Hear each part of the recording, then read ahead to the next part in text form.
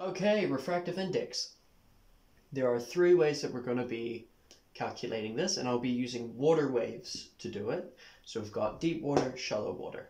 So the first way, let's just look at a really simple example, right? Boundary, normal, critical angle, just for reference.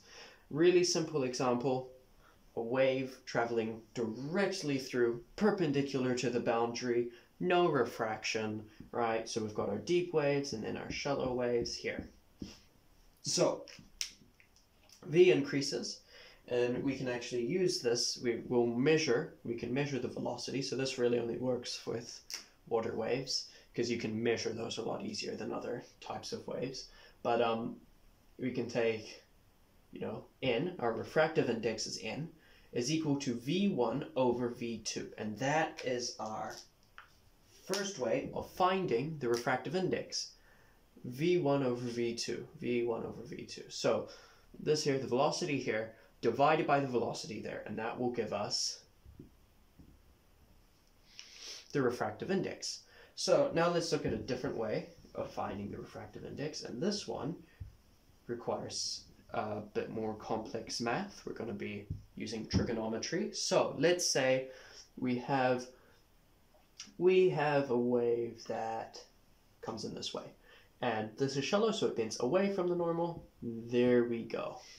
So it's bent away from the normal. What we can do is we're going to measure this angle and we're going to measure this angle. We're going to call this angle theta I, theta initial, and this angle theta I, theta result. I think that's what they stand for, but don't quote me on that.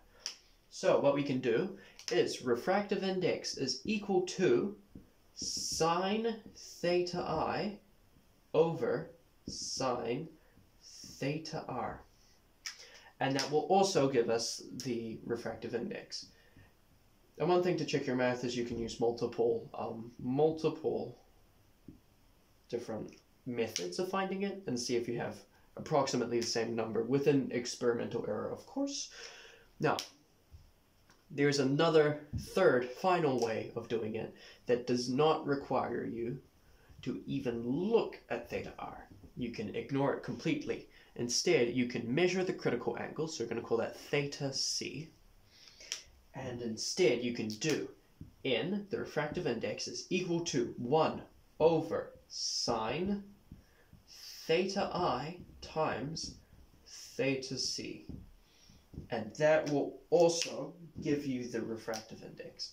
So those are all of the three different ways of finding the refractive index that you need to memorize, right? V1 over V2. Refractive index is equal to V1 over V2. Refractive index is equal to sine theta I over sine theta r. And refractive index is equal to 1 over sine theta I times theta c. Using that, you can find the refractive index in most situations, basically any situation really. And if you're ever in a place where you need it, but it's not given, you can just, find it.